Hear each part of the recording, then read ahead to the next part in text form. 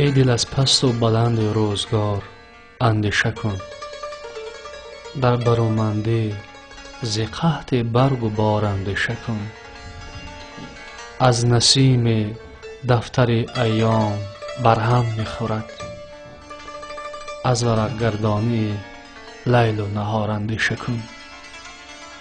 روی در نقصان گذارد ماه چون گردد تمام، چون شود لبریز جامت از خمار اندیشه کن. گوشه‌گیری درد سر بسیار دارد در کمین، در محیطی پرشر و شور از کنار اندیشه کن.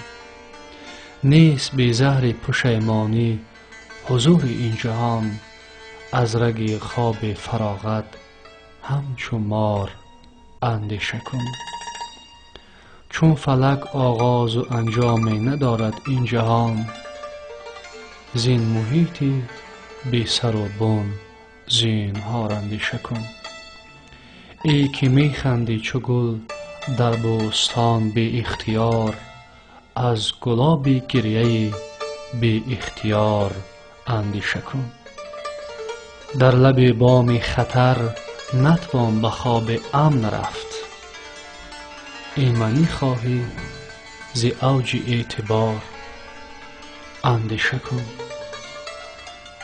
زخم می باشد گران شمشیر لنگردار را، زینهار از دشمنان بردبار اندیشه کن.